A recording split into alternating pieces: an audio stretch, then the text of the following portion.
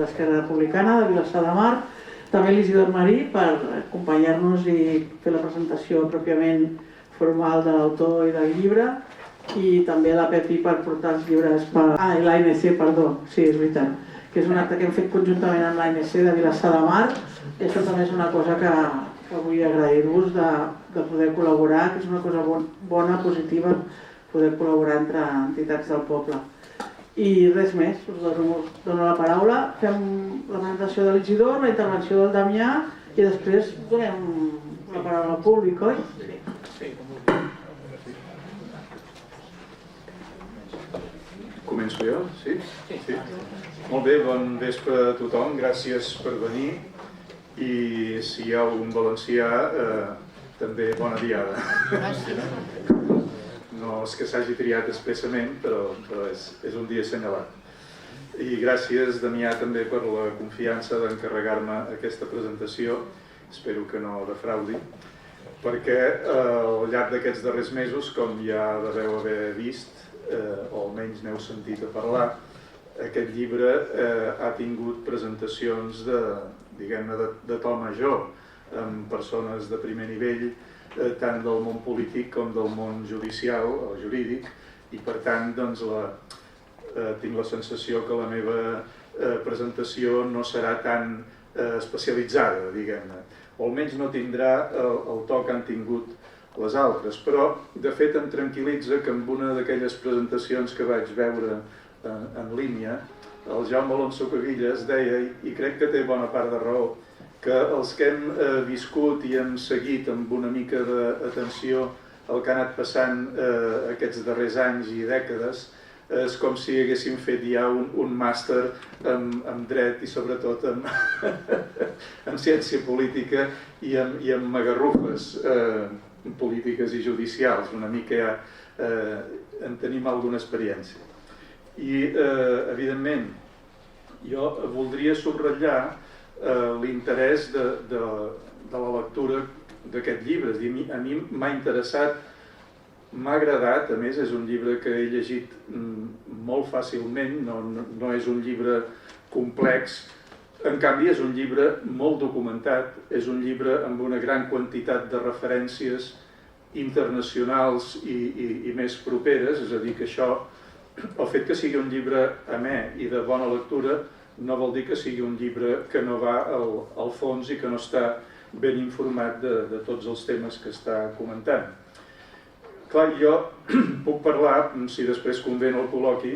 de l'experiència personal que he tingut a dins d'aquesta trama permanent de cultisme en diferents nivells de visibilitat, perquè, com que ja tinc una certa edat, doncs vaig viure en primera línia les eleccions del 77 i del 79 com a candidat a Eivissa davant de l'Abel Matutes, per tant la cosa ja veieu que pot donar de sí, i després amb la meva feina a la Generalitat l'any 81 vàrem viure el cop d'estat més visible del Tejero, i el manifiesto que va venir després, és a dir que d'experiències també en podríem parlar si convé, però m'estimo més començar parlant del que jo sé, que segurament en sabeu més vosaltres que jo mateix, de la feina que fa i que ha fet en Damià, però de seguir una mica el protocol d'una presentació, i encara que sigui redundant, que de fet el que s'hauria de presentar soc jo més que tu, però direm coses que ja són conegudes, però que no deixen de ser, per aquest motiu, no deixen de ser igualment admirables. Jo crec que, a part de la producció de novel·la negra, que és una altra de les activitats bastant profitoses del Damià, és admirable la productivitat que ha tingut, fins i tot abans d'acabar la seva tesi doctoral, en temes relacionats amb la política, el dret, tots aquests assumptes que ha desplegat després amb una sèrie de llibres. Ell, imagineu-vos, ja el 2016, per tant abans del referèndum, ja havia publicat, i potser havia fet més coses que jo no sé, però havia publicat amb el seu director de tesi, el Joan Lluís Pérez Francesc, un llibre amb pròleg del Salvador Cardús, que ja entrava una mica en matèria, que era democràcia o cleptocràcia. Cleptocràcia queda una mica dissimulat, però vol dir el govern dels lladres. Vull dir, en grec queda més dissimuladet, però no és el govern del poble, sinó el govern dels lladres. I aleshores aquí ja parlava de les conxorxes entre el poder econòmic i el poder polític, que després hem anat veient del dia a dia i amb tota classe de detalls. Des del rei fins a baix de tot. Aquí tothom hi ha intervingut.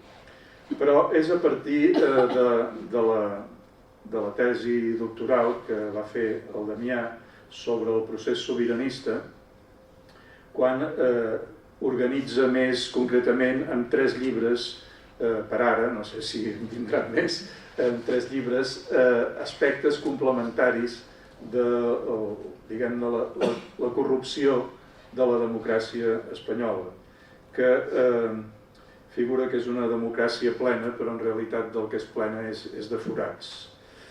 El primer d'aquests llibres es dedicava a la guerra bruta judicial, que també surt evidentment amb el que presentem avui, i el títol era per això mateix lawfare. Lawfare és una de les paraules angleses que estem començant a aprendre i que de fet vol dir la guerra bruta judicial, que crec que s'entén bastant millor. Doncs bé, m'agradaria després en el col·loqui, ja que s'acaba de produir un acord per la renovació dels màxims òrgans judicials i el llibre que presentem avui es va tancar abans que s'hagués produït aquesta renovació, m'agradaria que després en el diàleg poguessis donar la teva opinió i poguéssim parlar també de les possibilitats que hi ha que això sigui realment una renovació o sigui una operació una mica també de camuflatge més. També el segon llibre, des d'un altre aspecte, el segon llibre d'aquesta trilogia, no sé si dir-li trilogia del Clot, però la trilogia que de fet és com un tot,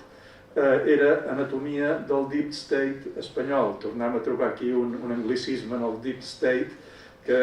vol dir l'estat profund, però veig que